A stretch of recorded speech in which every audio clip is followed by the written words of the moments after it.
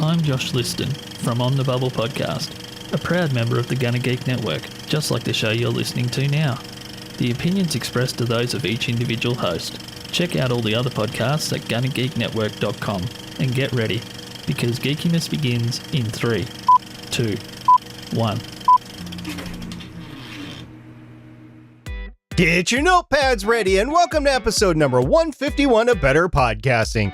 On this show, we discuss podcast episode special events. In this week's Better Podcasting download, we lament the closing of Google Plus and talk about Apple's fall surprise for podcasters. And finally, in this week's Better Podback, we find out why you podcast. Lauren, start the show now. I need to +1 something, but it's not happening on Google. Welcome to Better Podcasting, a show where we talk about podcast tips, tools, and best practices to help you succeed with your podcast. What makes us different? Well, just like you, we podcast purely out of the love and fun of it. Podcasting is our hobby, and we recognize that it's yours too. We always encourage your questions and feedback, and you can find all of our contact information at betterpodcasting.com. Here's your host for the show, Stephen Jondrew and Stargate Pioneer.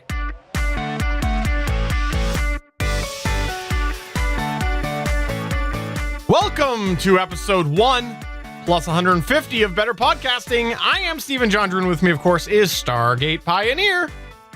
You're going to make me do math in public, 1 plus 150? Wow, that could be difficult depending on what kind of day you've had. But it doesn't matter what kind of day you've had because we are now podcasting, so it is a great day to be podcasting on Better Podcasting. Tell you what, Stephen, we love to start off our shows with a how I saved my podcast story or a how I could have saved my podcast story, which we then take from the interwebs and talk about how we think we could have done better or what we would have done in that situation. But this week, this actual moment, we have a how I saved my podcast story. Whoa. So let's go ahead and dial that up right now and play the clip. Dialing noise.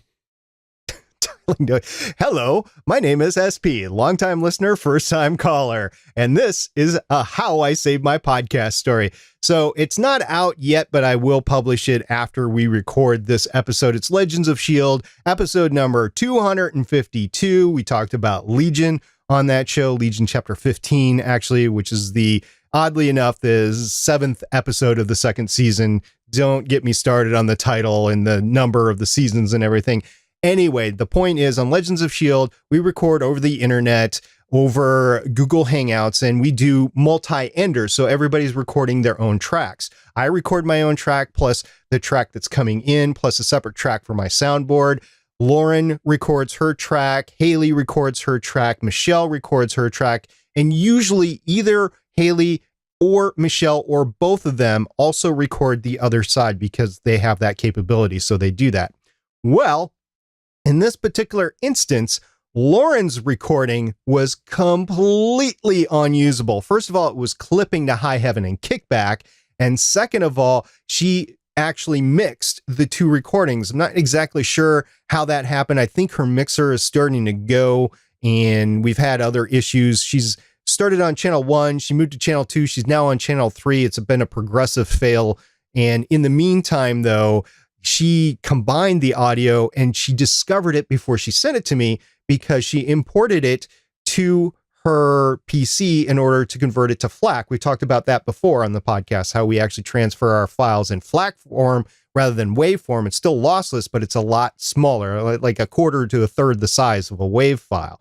So when she opened it, while we were still actually communicating, she goes, oh no, oh, this is not usable. So she knew right away because she edits her own audio for her audiobook story narrations that she does. And she told me that it wasn't good. So Haley spoke up and said, well, I recorded the other side. Why don't you take mine? So I did. I took everybody's files. I threw it into my file editor finally because we recorded this back in, I hate to say this, but we recorded this back in August, late August, and it's October when I'm actually editing it. Well, it happens from time to time. And I took a look at it and basically I went, you know what? I'm going to have to use my recording of everybody's side and take that as the prime. But I did mix in audio a little bit when different hosts were coughing or they had desk noise or something like that. So I did mix that out.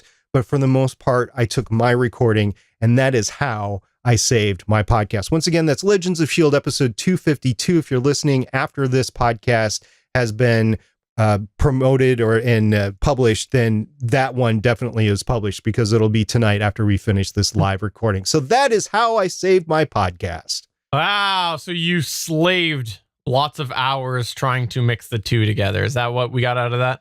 It wasn't just 2, it was like 7 different tracks. And on top of that, I forgot to hit record on OBS when we started. So I had to download the live Google Hangout and then mix that in for the first 3 minutes. So I've got about 17 different tracks that I'm working in Movie Studio. Wow. You know, situations like that, it kind of makes you want to just like do bad voice dubbing. So like whenever there is a problem, you could just go in there and in your best Lauren voice, you can say what she was saying or whatever. Probably faster than editing.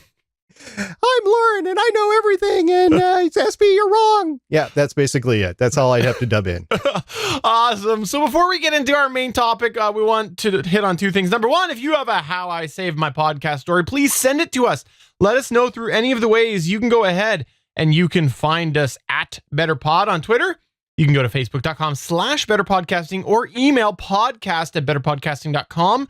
Keep in mind that we are a full video show as well. So if you want to send us a video clip, go ahead and just let us know what went wrong. How did you save it so that we can all learn together?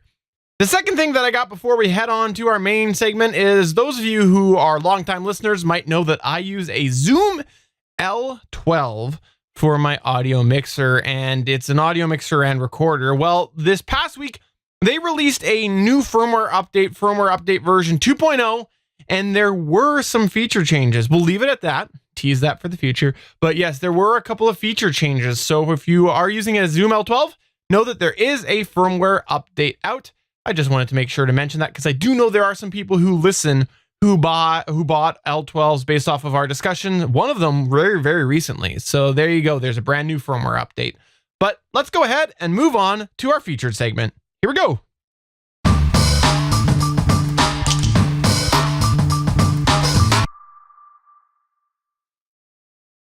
Here at Better Podcasting, we talk about how it's important to have fun with your podcast. And often when people get in the groove of their show, they find themselves going through the same routines over and over and over and over and over and over. And let's be honest, while you're probably still having fun, the reality is that repetitiveness can get a bit boring in some ways, probably both to you and your listener. So that's why podcasters can find it enticing to act on opportunities that come along to shake things up. And today we're going to talk about those opportunities to do special events. So we've got this broken down into a few categories. We've got considerations, common themes, types of special events, and some tips. And we'll kick it off, of course, with some considerations you might have if you're wanting to do some special events. So before we talk about all of this, let's just talk about the fact that when you want to do a special event, you should consider why you might want to do this. Like we said at the start, you might want to shake it up if you've been feeling that your show's been a little stale or that you are otherwise sort of stagnant. You might want to add a special episode just to shake things up and add a little bit of freshness. Heck, you might have even had listeners request that you cover a certain event or something where it would make sense to do a special event for your show. There might even be something special that you're just itching to do that doesn't fit with your usual format. This is a great opportunity to do a special event on your show. So another reason that you might want to do a special event is that maybe you're thinking about doing a soft pilot of a new show idea that you had, or maybe even a format change for your show. This is a great opportunity to do a special event show. How many crime scene shows on CBS have you seen where they've just launched from within another crime scene show. I believe that there was actually CSI Podcaster Edition, the Media Host Edition, the Self-Hosting Edition. I think that those were all spin-offs of themselves, and they often launch these through soft pilots within an existing show.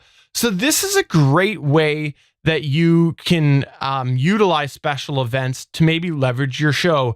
The Flash on CW television, that was originally a little bit of a cameo on the Arrow television show, and then that gave birth to a bunch of other options, or a bunch of other programs, I should say. So absolutely, soft pilots might be a great reason for you to do a special event on your show. Now, SP, let me ask you this. What are some reasons why you might want to avoid doing a special event? Well, that's an interesting question. If the idea is pretty much a polar opposite of what you usually cover, you probably don't want to actually cover it. For example, if you're talking about automotive issues on a music podcast, those probably don't mix too well. And it's important to remember that your audience is coming to your show expecting a certain theme. And by changing that theme drastically, you might alienate some listeners. And I'll give you an example, Stephen. I don't know if you remember this or not, but I remember reviewing a show that had applied to the GonnaGeek network that had focused on a main topic, but then strayed. They strayed in two different ways. They strayed with special episodes, like they went out to do live coverage at a certain event, and they weren't talking about the theme of their podcast. They were talking about how marketing works for this business or whatever, and it was totally not the geeky theme of the show. And they also did secondary segments within the show that was completely unrelated to the main theme of the show. Now, I applaud them for going out and broadening the scope of their show, but the differentiation in content, it just didn't work for me personally. And in my opinion, if you're going to do this regularly, it's time to start a second show and not incorporate those different topics within your first show. So those are some examples of why you wouldn't want to cover a special event, because it's too different from your main topic. But that brings us to our next point, Stephen.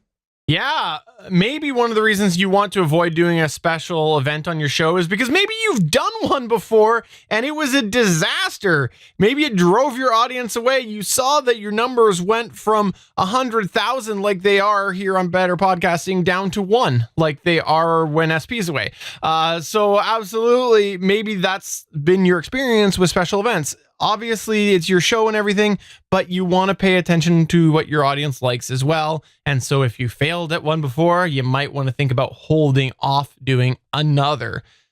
The other reason you might want to avoid doing a special events show is because you're doing it just because you feel like you have to. Maybe it's a fad, or you're seeing other people doing it. Just because everybody has done something doesn't mean that you need to do it with your podcast. You should have a reason that you want to do this special event, and it should be more than I did it because I saw SP do it. Yeah, please don't do it because you saw me do it. That's not in your best interest or your audience's best interest at all. However, sometimes I do things based on the same reasons why you would want to do it. So if you're copying it, the why, and it works for you, then that is good for both you and your audience. All right, those are some of the reasons that you might not want to do a special event episode. So now we're going to move into some of the common themes of what sort of special episodes that you might want to do. And we're going to give some examples here of things, of special events that we think would fit within shows. And if you have any, by the way, that we don't cover, feel free to let us know, and we'll talk about it in a future show. So the first themes that we're going to talk about are seasonal. The holidays, we call it Christmas here on this show, but whatever holiday that you celebrate near the end of the year. Happy Festivus. Whatever you want to call it. Yep, that is a special episode. We're in the month of October as we record this episode. Halloween or spooky story episodes that always worked. Matter of fact, that was the genesis of this topic because I was remembering a special episode that I once listened to of the podcast. It's the reason I'm podcasting now. If you have some sort of awards, and if it's your awards that you're giving for the topic that you're actually covering, that's pretty good. Like if on Legends of S.H.I.E.L.D. or Starling Tribune, we wanted to give awards for like best scene, best writer, for us that we thought of the different shows that we cover, whether it's Agents of S.H.I.E.L.D., Arrow, Legends of Tomorrow, whatever we're covering, that could be cool to work in there as well. I've listened to a lot of different podcasts that do that. My favorite version of that was actually when you guys did on the Starling Tribune, you did the award show, which was the top 10 reasons why Steven's awesome. There's 10 different awards given out about why I was awesome. It was an incredible episode. Full disclaimer, that episode it never actually happened. So another seasonal theme would be like national holidays, the 4th of July, or I guess is it the 1st or the 2nd of July up in Canada? First. It's the 1st of July. So it's our national holiday that we celebrate our country. In the United States case, it's independence. In Canada's case, it's Hail to the Queen time. So those national holidays could be something that you'd want to have a special episode on as well. So that's the seasonal themes. There are also like major event themes, which you could do a special coverage of, right, Stephen? Absolutely. A great example of that is happening right now in the last couple of months, and it's launches of hardware. A lot of tech companies, or tech podcasts, I should say, take advantage of the tech company launching products this sort of time of year, and they make special event episodes. Or maybe there's big news events going on elsewise, like the launch of Starman, that awesome SpaceX flying car through space. A lot of podcasters took the opportunity to do a special event on that. Maybe there's trailer coverage if you're into entertainment on your podcast for a new film or a new television show coming out. You could make a whole special episode just about that. Or perhaps there's webisode coverage for a big TV show that you're covering. That's definitely something that you could talk about as well, just those specific webisodes. Fun fact, that is actually how the podcast that inspired me to podcast started. They started covering webisodes of a show that they were watching. Oh, that's awesome. And in our last one here that we've got, I'll let you say this because I know that this is something that is near and dear to your heart. Right. So fundraisers, charitable fundraisers, whether that's the video game event where people play video games for 24 hours in support of some charity, or whether you're doing a charitable event for the end of the year, you're raising money for toys for kids, whatever it is, if you're doing a fundraiser, make sure you're staying legal and that you're paying all the appropriate taxes on donations, or you're working within some sort of, in the United States, it's called a 501c3. It's an actual IRS designation for a charitable donation. So make sure you're doing all that, but you can actually spend a coverage of an episode or a live event to cover fundraisers for charity. No, that's a really good one, and one that a lot of people do take advantage of, especially during the holiday season. And the last type of theme of event that you might want to do is perhaps just an annual tradition. Maybe it's just something that you've baked into your show, like maybe every year your last couple of shows that you have are talking about your previous year's gear purchases. Maybe that's something that you would do. You just slid that in there to remind me that I have to start my list, right, Stephen? Yeah, I was thinking of that today. I totally have to do the same thing here. Now let's talk about some actual types of special events that you can do. So this is a little different than the themes for your special events. We want to talk about the actual different ways that you can have these special events. Now, let's start with the most obvious. It's one that's probably been in your head this entire time, mostly because of some language we used, but maybe it's a full-length episode special event. These are generally ones that are just a theme throughout an entire episode. Now, while this might be a topic or a specific point of conversation for that episode, it might be something different. Like maybe your format is the same, but for your winter festival episode, you have winter festival music instead of your usual audio bumps. Or if you're doing a video show, you modify your overlay to be Christmassy. I totally do that on the GonnaGeek show each year. It's lots of fun. So that's another way that you can do a full-length episode special event. Or another example is the special episode we did here on episode 117, where we had Jason Bryant and Emily Prokop on to host the show called Better Podcasting. You can find it, Better Podcasting. betterpodcasting.com. And Stephen, by the way, you're not the only one that has to prepare for the holiday episode. The rest of us have to find our Christmas hats. Little Santa hats. Yeah.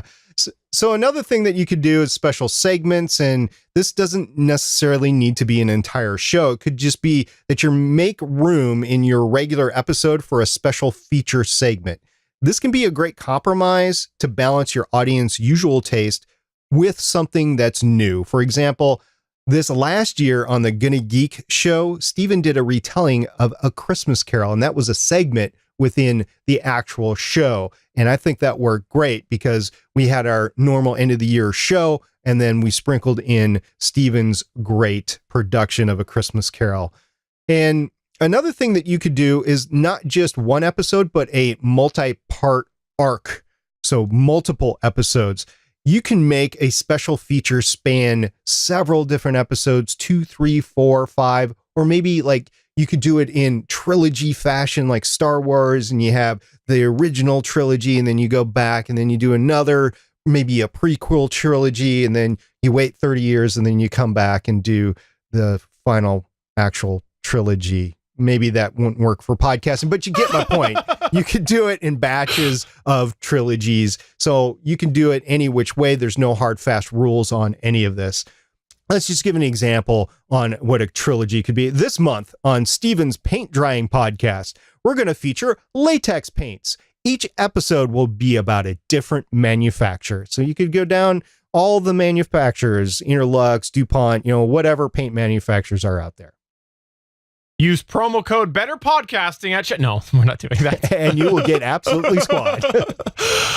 We've got a couple examples on some things that we think might make really good types of special features. And this one here is one that I just encourage everybody to plug and promote, because those of you who are familiar with Emily Prokop, she does a wonderful podcast called The Story Behind Podcast, and she's about to launch a book. And that would be a great example, would be Emily Prokop's book launch, making a special feature just for that.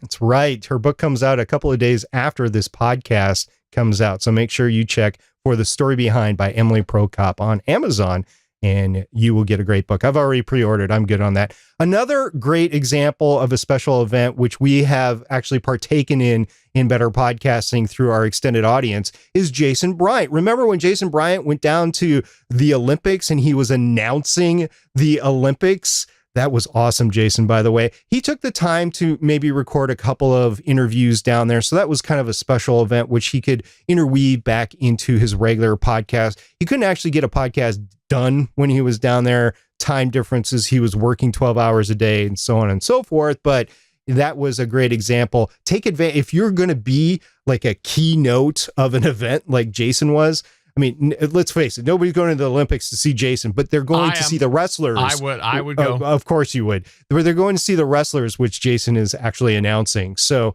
it was a special time for Jason, and he took advantage of that, which is great.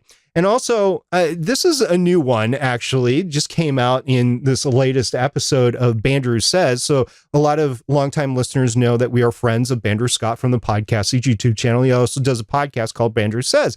Well, on the latest Jondrew Says podcast, he actually announced that he was launching a new band with Stephen Jondrew. So they call it like the Drew Band or something like that. I'm not sure. It's Band Drew with Jondrew and Jondrew. That's the whole title. Band Drew with Jondrew and Jondrew. Well, we're kind of stealing the thunder a little bit because you guys were planning a whole special episode launch to be simulcast on the GonnaGeek feed, the Better Podcasting feed, and Jondrew Says feed, as well as Podcast's YouTube channel. So you need to save your great promotional items for those. And then another fan of the show, Heather Welsh, she does the podcast Sunshine and Power Cuts. And she's done special events on her own with the summits, which have been great. But say she gets new solar panels that make electricity when rainwater comes down on them, as well as sunshine coming down on it. Wouldn't that be a great time for a special event? I think that would be a great time for a special event. Absolutely. Now, in closing, we have some final tips for you about special events. First, in our tips category, we want to say, make sure that you do it legally. Make sure you stay in your lane. For example, if you're doing an NFL podcast, you can definitely have legal troubles with that. And if you're doing a special event called a Super Bowl podcast, yeah, you could also have some legal troubles because of copyrighted names and whatnot. So make sure you stay in your legal lane. And another one that's actually a little bit more mainstream that people have troubles with and don't really think about is a lot of people do a winter Christmas festive episode. And in there, a lot of people do what I mentioned earlier, which is add some festive music. Well, keep in mind that just because it's Christmas music doesn't mean that it's not copyrighted. Music performances themselves are copywritten. You know, obviously scores and whatnot after a certain time become public domain. So you got to make sure you have the right rights. I have heard podcasters do this, that they just go, yep, Mariah Carey it is. Throw it on and let's play the podcast. So yeah, definitely stay in your legal lane.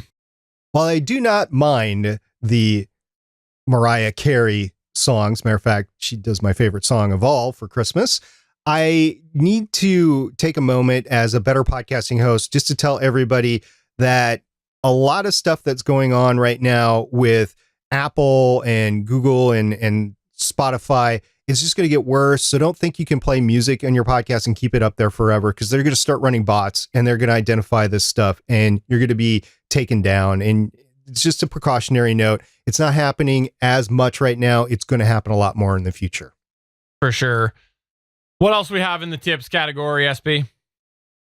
Definitely avoid pulling the wool over your audience. You know, it was a good idea to make it known in advance that you're going to be doing a special event. This will make your audience aware and not surprised when it comes up, so that they won't click on subscribe when they start hearing stuff that they don't want to hear. I mean, and this could make your audience actually more receptive to the ideas. It basically warms them up to it, and it works well for advertising and promotion of it. Also, determine in advance what you hope to get out of it. This is, we talked about this in planning before. We've talked about this in discovering the why you're doing podcasts. And we said it at the top of the show, it definitely should have a reason why you're doing a special event. Now, one of the best things you can do is determine what you hope to get out of the special feature. And this can also help define the structure of that show. And don't be cautious against actually doing the show just to shake things up for you, for your enjoyment, for your fun. Now, it has to fit what the audience is expecting of the show, but if you need a little shake up to revive your interest in doing the show, that's definitely a reason enough. And if that's what you get out of it, that's what you get out of it. Finally, if you have the idea and you start developing it and you're just not feeling it, don't go ahead and continue. And sometimes as we develop our ideas here on Better Podcasting or GonnaGeek, we determine that it just doesn't work right for the show, and that's okay. We scrap it and we move on. Eventually, most of the time we come back to it, we modify it and say, you know what, this would work if we do this, and we actually end up doing it eventually. But we don't force an issue that's not going to work. Totally. It's like here on Better Podcasting, we had about 13, 14 different pilots before I finally cast SP. So it took a while to get to him. And, you know, the ideas, I just discarded them, and I still regret it. Hashtag podgrets. So listener, if you happen to have any tips that have helped you pull off a special event, we would love to hear them. If you have some special podcasting events that you've already recorded, we'd love to hear about them and how successful they actually were. So go ahead and get those into us. You can catch us on Twitter at BetterPod, but we would love to get either a voicemail or a videogram, and you can email them to us, or the links to them if you store them online somewhere at podcast@betterpodcasting.com. Welcome to this week's Better Podcasting Download. All right, let's start off with the Google Plus news. For those of you who missed it, that's right. The internet giant Alphabet, if you didn't know that, it's Google's parent company, Alphabet, did announce that they are pulling the plug on Google Plus. Now, if you're asking yourself, what is Google Plus? Well, there you go. That's the problem.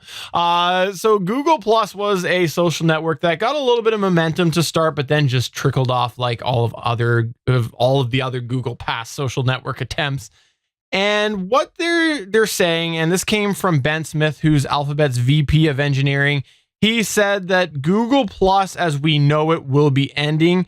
They're going to be making some changes and essentially tailoring it towards a professional model and away from consumers. Now, this does come on the heel of a bunch of security problems that came out of Google Plus with a bunch of privacy information that was leaked. And so what Smith has said is, given these challenges and the very low usage of the consumer version of Google Plus, we decided to sunset the consumer version of Google Plus. So what this means is podcasters have actually been a pretty active community within Google Plus. That's where it comes and goes. Comes and goes. That's a fair point.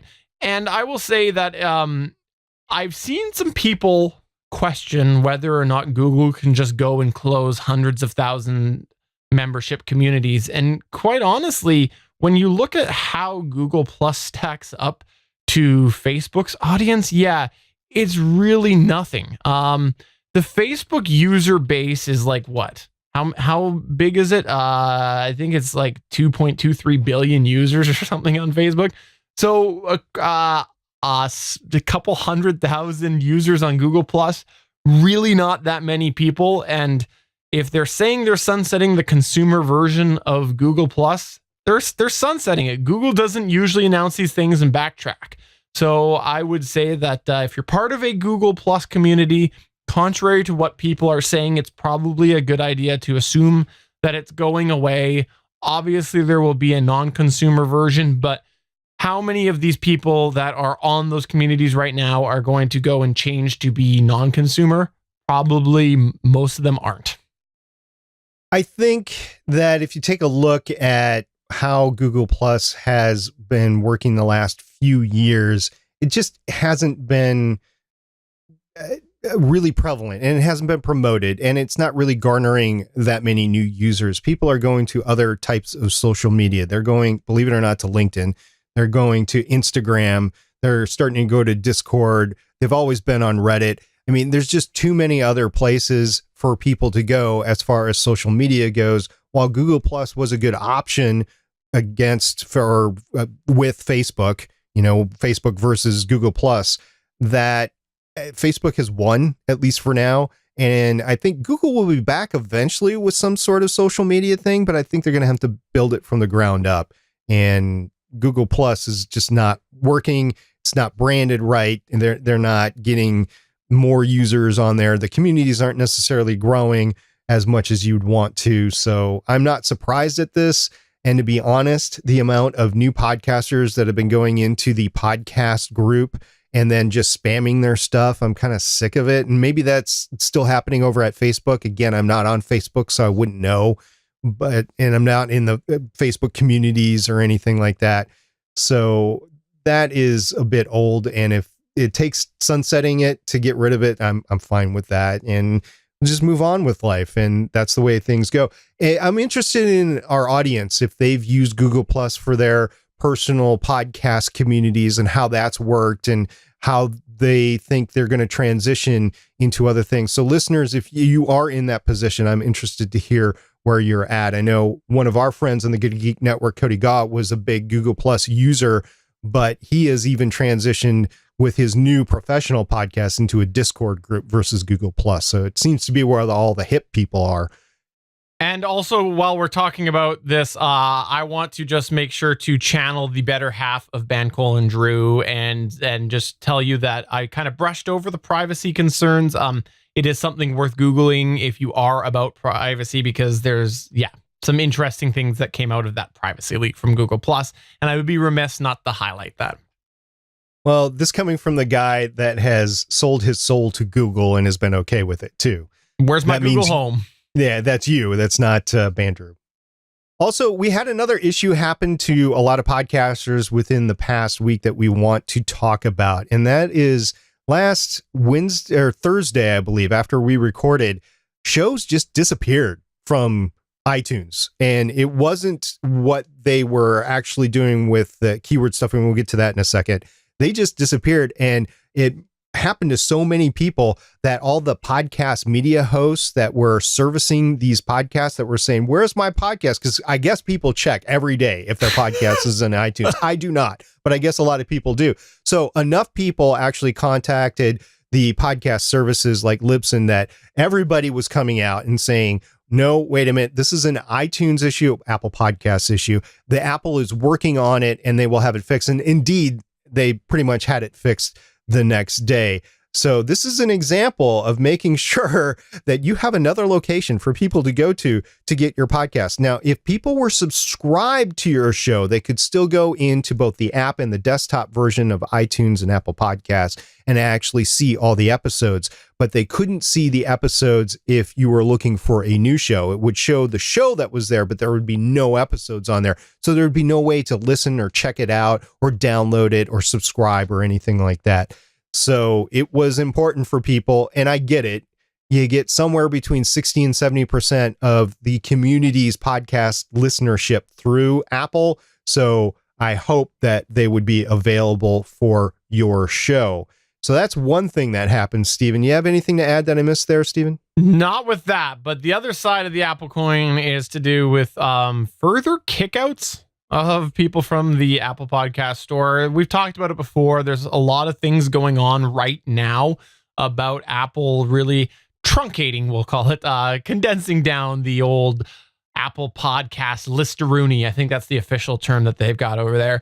And what it is if people are stuffing keywords into their titles and whatnot, that's been the primary way that people are just getting removed from Apple Podcasts. Now, I want to say that that might not be the only thing, because last Thursday, Todd Cochran from Blueberry, he ended up saying that he had a call with Apple, and apparently there are some basic rules that they are looking for. Number one, the show title should be short and distinct, making sure that if you have a colon or a dash, you want to see what is after it, because it will be highly scrutinized, is apparently their position right now, according to Todd Cochran.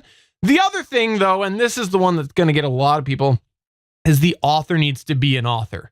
So the author tag has to be the author of the show.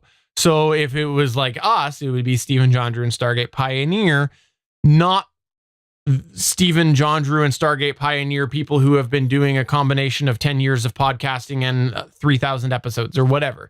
It's got to be proper names for an author.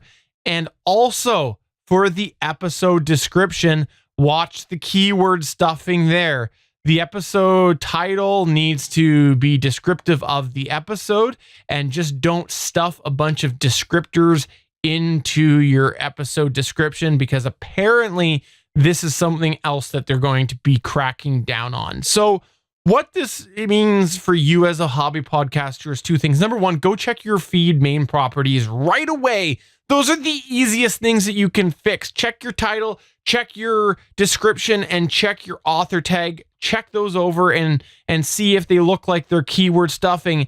And the second thing, this is the most important thing, because here at Better Podcasting, we've been doing 150 episodes. GonnaGeek show, we're up in the 250s. Where it's Legends of S.H.I.E.L.D. at? What did you say you're at over there? 252 episodes so far. So lots of episodes with lots of information filled out. So the number one thing that we can say for you as a hobby podcaster is book a week off of work so you can revise your back catalog, because you know that's going to come up at one point or another. Okay, kidding aside, don't book a week off of work. You're a hobby podcaster, but you need to know that if they're looking, they're probably eventually going to look at your back feed as well. There's got to be a reason for all of this. And so have fun. Have fun. Get some beer, maybe. I don't know, whatever, wine, whatever you drink, and make it a night. So about a year ago, we did an episode and I talked about the state of the podcast industry and how it applies to the hobby podcaster. And I mentioned during that show that I'm concerned that eventually the infrastructure is going to change so that the hobby podcaster might be forced out. And at the time I was speculating, well, maybe iTunes is going to charge to be in their directory service.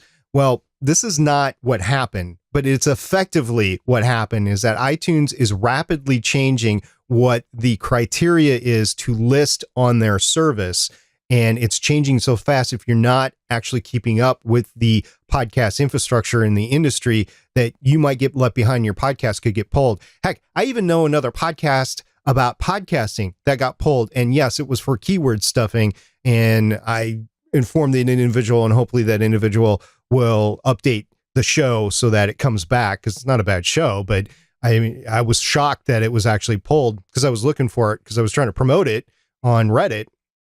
And these are the things that hobby podcasters have to look out for. They have to look out for rapidly changing industry standards, because your show could get pulled from a major distribution hub like Spotify, like Pandora, if that gets opened up, like iTunes or like Apple Podcasts, and then all of a sudden you're not available. Whereas other people who are paying attention are available, so new prospective listeners could get to their shows versus your shows. And generally, once a person gets hooked on a certain show, that's going to be it. Very rarely does somebody go out. Like, ask yourself, when's the last time I went out and looked at several different shows in a genre to find the best show? I recently did it with Star Wars, because I wanted to refine which Star Wars podcasts I was listening to. Listened to a bunch of shows. I didn't find one that I would actually subscribe to. So I went back to the original ones that I was listening to, and I was like, you know what? They're the ones I want to listen to. So that's what I'm going to listen to. And your average listener is probably going to do the same thing, unless somebody that they know tells them, oh, you need to really look at this show or listen to this show. And that's going to be good. So pay attention to the podcast industry. If you're listening to the show, if you're subscribed to the show, we're going to tell you what's going on. But this happens so fast within the past few weeks that if you're a month behind on listening to Better Podcasting, you wouldn't have known that you needed to go in and change your author tag and change your title tag in your RSS. And that's the number one reason why shows are getting pulled from Apple. It's not the only reason, but it's the number one reasons right now. And I want to take a moment here to I guess I'll call it soapboxing for a minute, but I want to say that, like, I think that this is a really good flag for us as a podcast community to realize that there is a certain level of power that is scary that Apple has for podcasting, because so many things pull from Apple Podcasts that it's such an important thing that people make sure that they're listed on Apple Podcasts. Otherwise, this would be a non-issue. And because of that, and the way that they're currently not providing information, I have heard many industry experts guess at what this means, because they don't know, because they're getting it either from Joe at Apple or whatever. There's no published documentation about this. Because this is essentially willy-nilly, like, let's be real here. This is coming out through secondhand sources willy-nilly about the changes. I think it's time for us as an industry to consider that the primary, those, companies that are using destinations to go to different places. I'm using destinations. I know that's Lipson's term, but there's a whole bunch of other people that use that. But essentially, they have an isolated feed for the different locations of where you're going. I think it's time for us to consider that Apple maybe needs to be its own feed and not your primary RSS, because the fact that we have set up, and we've, originally with Google Plus Music, we all agreed, okay, they have their own tags. Maybe they should have their own unique version of the RSS feed. Apple's making some weird changes. And why are we letting that completely impact the core RSS? I would like to see the public practice myself go towards, okay, it's, betterpodcasting.com/RSS/Apple or whatever it is, so that we're future-proofing that Apple feed. I'd like to see that sort of be the norm. I think that this is a scary thing that Apple's doing right now, just changing it. And I think that it would be a really good move. So that's sort of my hopes and wish list for what people will start to do here. Because as I said last week, lots of times I recommend media hosts. And, I think that media hosts have the consumer in mind. And so I think this is things worth considering. That said, you could self-host your own RSS feeds, and notice I put an S on the end there, feeds, and have one feed designated for each major distribution hub, and then just have a general RSS for people that just want to click on the RSS through whatever podcatcher that they're actually using. And you could definitely have that linked somewhere on your website. You could have multiple RSS feeds. I'm not a webmaster. I don't know how to do that specifically. I know when you mix and match RSS feeds on a website, that is something that's a little bit higher level than your basic user, but it is still possible. And you might want to investigate that if you do self-host your RSS feed, which we also would recommend being a possibility to use on this on your Hoppy podcast. And it's kind of funny that Stephen and I are taking like opposite ends here because I'm the media hoster and he's the self-hoster. But that just says that we are in link step with what Stephen was saying. Actually, Stephen came up with this idea and he mentioned it to me. I was like, that makes sense. I was trying to think of ways like, well, with like Libsyn specifically, your RSS feed is basically your Apple feed. And then you could have other destinations through other feeds. But then I was thinking, I think the way that Spotify is submitted to Spotify on Libsyn is using your regular RSS feed. Well, I'll have to ask about that. I think we've heard from other podcast media hosts that they actually use a secondary feed to get to Spotify specifically, but it just depends on where your podcast is. Still, I think you're right. I think for each major distribution point, it should be a separate RSS feed. Yeah, so we'll see. Hopefully we get some clearer information about this in the future. And if you had any experience with this, let us know, because I do know that some people have been successful in getting reactivated in Apple Podcasts. At least that's what they say. But let's go ahead and find out what you did have to say about your podcast this week.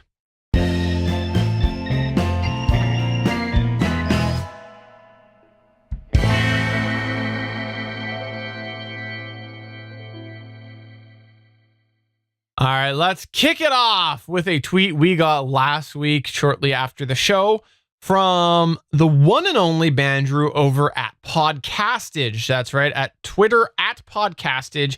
He said, if you live stream your podcast, this is why, and he had that pregnant pause in there, by the way. He said, this, ... No, he didn't have that. Is why I think it's a good idea to stream to Periscope. Your show will appear at the top of your followers' Twitter stream. Free promotion at the top of the app. And he sent a screenshot to us, which actually showed while we were streaming last week that we were actually at the top above all of his tweets, which is pretty cool. So definitely going to go ahead and use that to do some obscene things. Well, I do appreciate this because we didn't know this was going to be a side effect for streaming on Periscope through Twitter. And that's really cool. Glad that he showed that to us. And thank you everybody that's been listening to us on Periscope the last few weeks. It is a bit of a stretch for me to actually do it. And for any of those that have seen my wiring diagram, you can see why it's a bit of a stretch for a normal person to actually do it and get decent audio quality out of it. But it seems to be working. So if you want to go through the pain of setting up a separate live feed out for your podcast, then this is definitely a way to do it. There's actually a reply to that tweet from @Ret2Society, and @Ret2Society said, the only reason I don't do it is that Periscope requires a weird aspect ratio. And if you use something like OBS to restream, it distorts the image to make it fit the parameters. Otherwise, it's a great tool for promotion.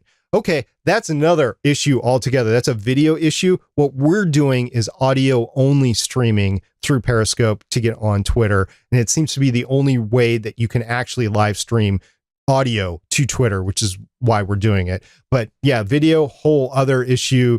And in the past, you had to do it through your iOS device, or I didn't even know if you could do it through an Android device. So you couldn't pipe in, like if you're recording on YouTube or you're linked in through Skype, and then you're sending the stream out through XSplit or OBS. I don't even know if that was possible, but maybe it is now. I don't know. So that is a whole other set of parameters that we're not worrying about on the GonnaGeek network. We're just doing audio only. So there was also a great question that you asked on our Better Pod Twitter account, right, Stephen? Yes. It was, why do you #podcast? And I don't know, one of the best questions I've ever thought of. It was SP. And we got a couple responses to this. And the first one was the League of Villains @VillainPodcast. What a solid Twitter name. It said, my kids thought it would be fun. It's more fun than I thought it would be. I really like the idea that people have an interest in something that I am interested in, and we get to share it together. That's cool. I really like the way that that's described there about sharing the interest together, because that is what podcasting is. You've got people who share the same interest. And we've talked about it. Podcasting is a very intimate thing, especially when you've checked out the video side of this show. But absolutely. So great response, Villain Podcast.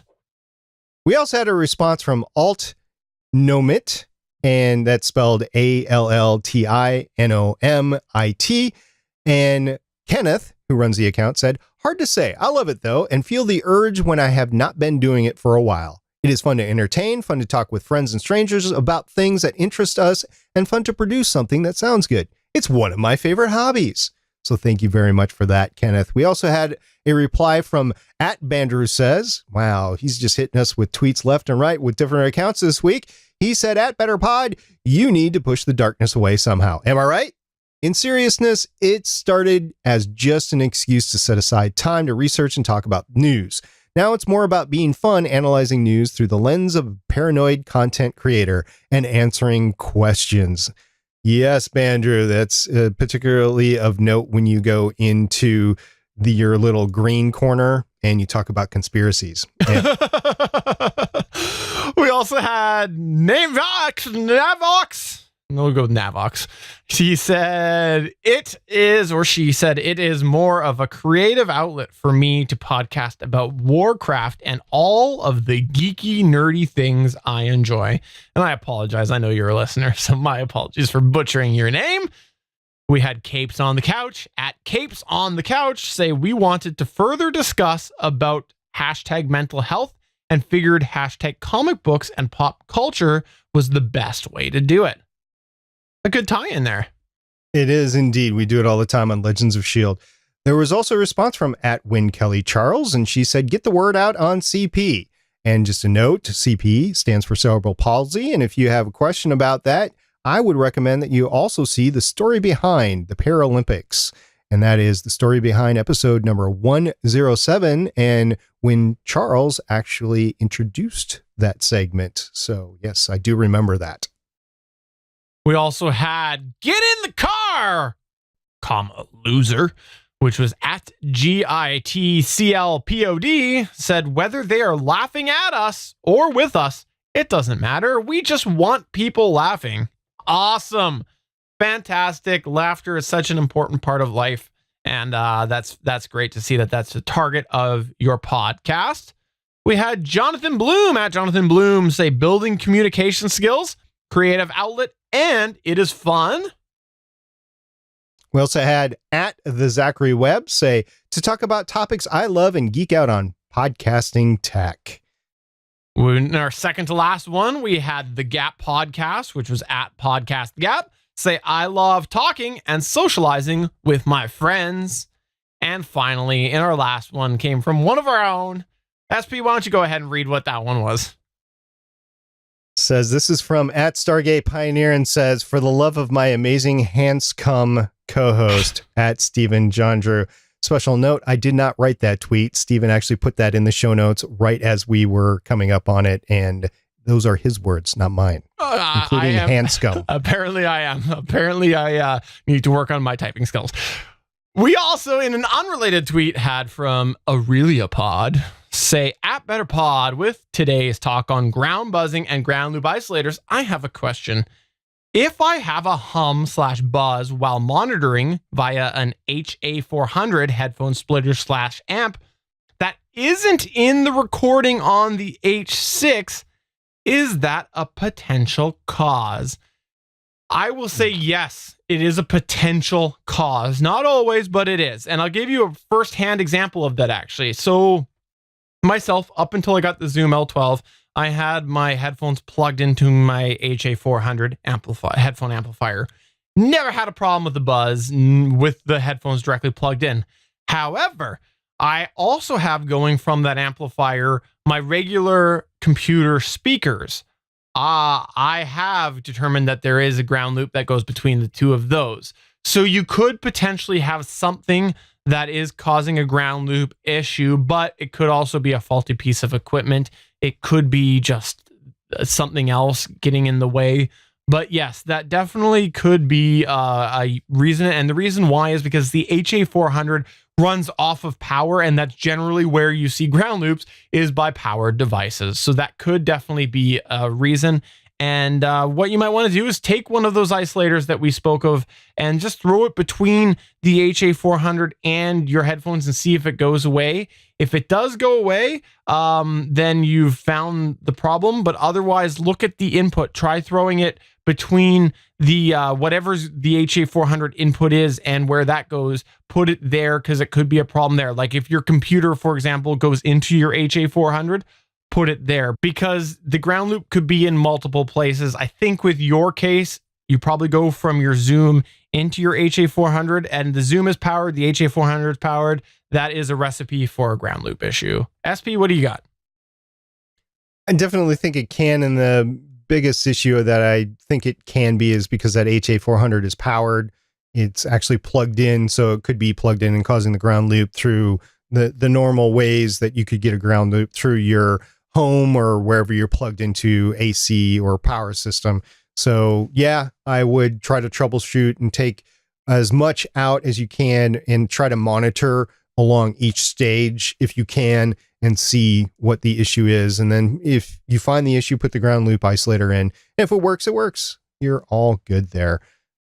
We also got a tweet from at Mr. Nessie, and he said, thanks, Stargate, at Stephen Jondrew, and he hashtag Better Geeky Coffee and at Better Pod and at GonnaGeek.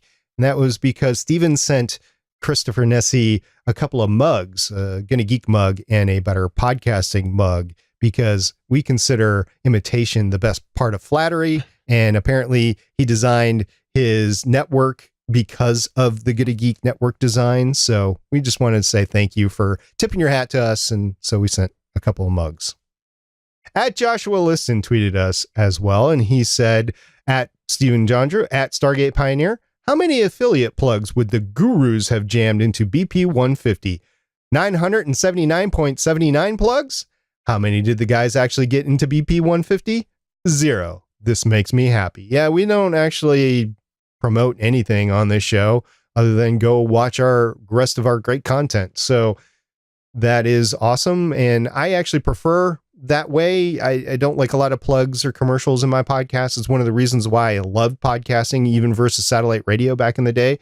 So that's what we're able to give you based on what we have invested in our own productions. We actually don't earn any money from podcasting whatsoever.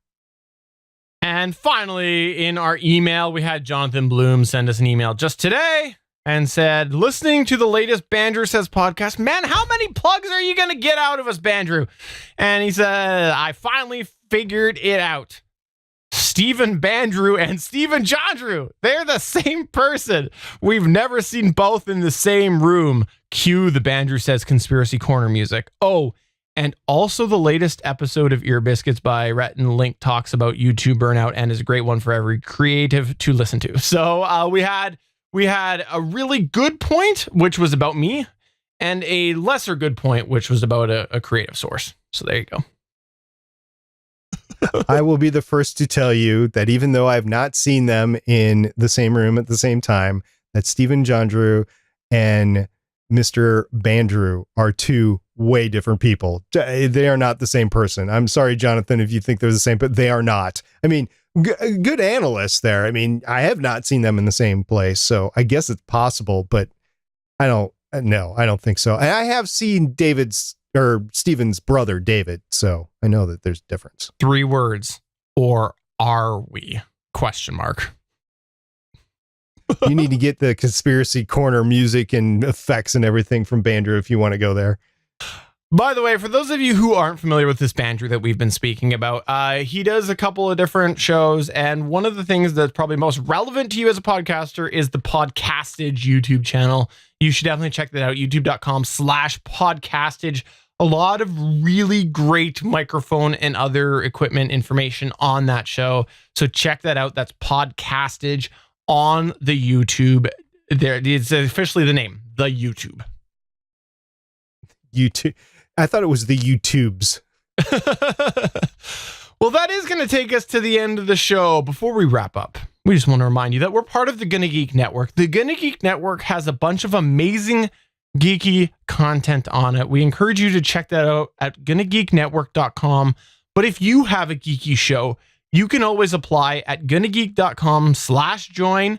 We do take applications to join the network. If you have a geeky show, feel free to check it out. And if you think we'd be a good fit with you, please submit that there and we will review your application. Thank you for listening to Better Podcasting. We do this for you. And thanks for all the great congratulations that we received for reaching 150 episodes last week.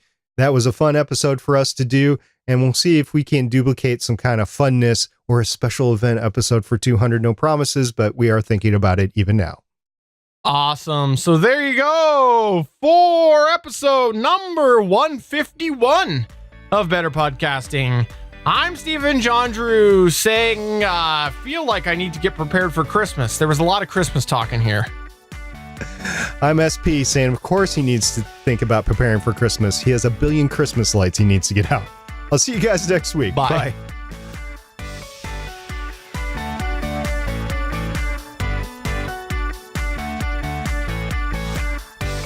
Thank you for listening to another episode of Better Podcasting. We want to hear from you. You can find all of our contact information at betterpodcasting.com. If you like the show, please consider giving us a 5-star review in iTunes. We encourage you to check out all of the other geeky podcasts available at GonnaGeekNetwork.com. This has been a GonnaGeek production. Thanks for listening, and we will see you again next week.